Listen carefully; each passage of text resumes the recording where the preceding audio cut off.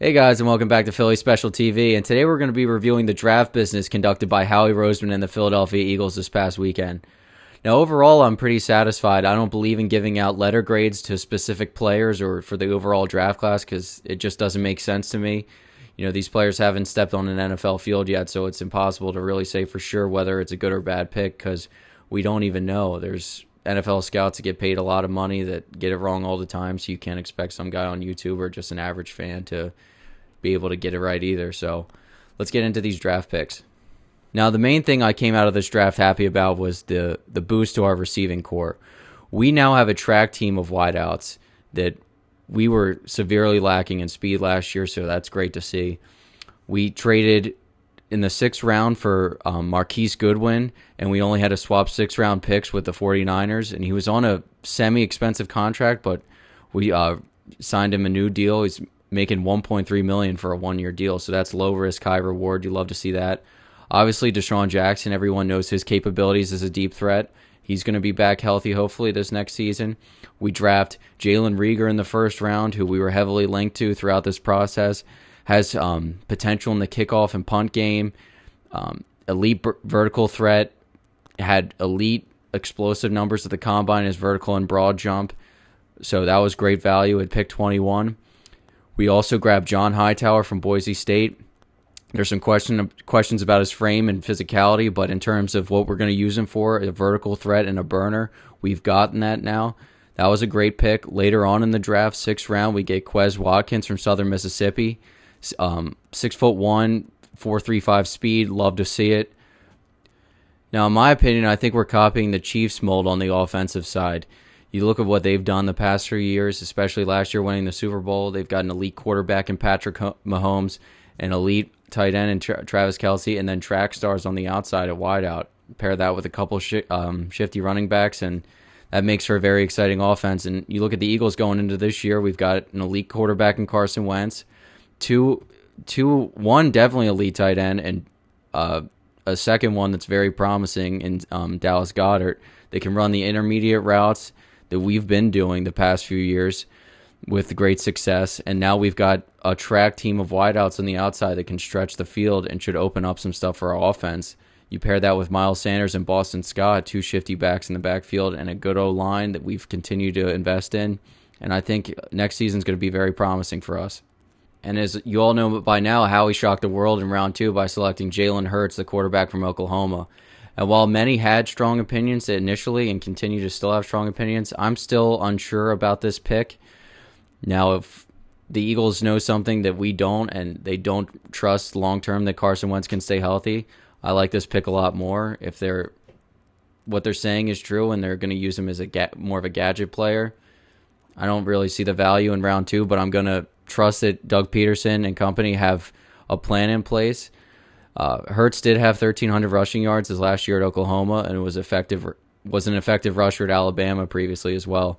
So I do believe that there are some trick plays in place, but it was kind of a confusing one at pick 53, in my opinion. We also added some quality depth to our linebacking core with Davion Taylor and Sean Bradley. Davion Taylor was a burner at Colorado. In fact, he was on the track team while also playing football. And Sean Bradley ran a similar 40 time to Taylor at the Combine. So we have 2 burners at linebacker, which I know Jeff Schwartz likes. And that was one of the weaknesses of our football team that doesn't get as much hype as the wide receivers or pieces on the offense. But I'm very happy that Howie Roseman addressed that in this year's draft. Now, my favorite pick by the Eagles in this year's draft was Kevon Wallace, a safety from Clemson, because how can you get mad when the Philadelphia Eagles select a safety out of Clemson? I'd say we have a pretty good track record in that department. But Kevon Wallace can play all over the place. A lot of scouts project him as a slot cornerback in the NFL. He hits hard. He plays very physical, and he's versatile. So how can you hate that pick? And he was projected to be gone before we grabbed him at pick 127. So very happy about that, and welcome to the team.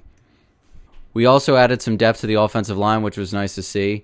I don't know too much about the selections, but from what I read, we got him at later points in the draft than they were predicted to go, so you love to see that. And it sounds like the Eagles are kind of unsure about Andre Dillard, whether he's going to pan out. So with our 2 selections in this year's draft, maybe they're looking at Jack Driscoll or Prince Tega Wanogo to step in just in case Dillard doesn't work. And last but not least, we selected Casey Toohill, the edge rusher from Stanford. And while he definitely has a lot to work on and is considered a project, he has all the athletic tools and a very high ceiling. So I'm very happy that we were able to take a caliber athlete like that in the 7th round. Overall, I'm very happy with this year's draft class. If we take a look at positionally for our setup for next year, I think we're in a very good spot. And considering all 3 other teams in the NFC East have first-year head coaches, especially with this COVID pandemic going on, making it hard for teams to get together, we have no excuse with the continuity we have in our football team. We have no excuse but to win the division this year. Receiver-wise, we transformed our receiving core. We got a whole lot faster. I don't know if Alshon is going to stick around. Probably not at this point, but we have a whole new outlook for who Carson Wentz can throw the football to next year. We still have got Zach Ertz and Goddard, who were probably our 2 best receivers last year, if we're being honest. Miles Sanders looks to take a big step in year 2, which should be interesting to see. Our offensive line has stayed intact for the most part. I know Jason Peters left, but a lot of people thought that was going to happen. And we'll see what our first rounder last year can do. And people can hate the Jalen Hurts pick all they want, but at the end of the day, it should be considered insurance, and no one likes paying for insurance until it's time to use it. So I'm going to trust that they have a plan in place for Jalen, and I'm going to welcome him to the team, and hopefully he can add some good things to our offense next year as well. Now, in my opinion, the biggest question on the whole football team remains who is going to be our number 2 cornerback next season. It looks like it's going to be Sidney Jones.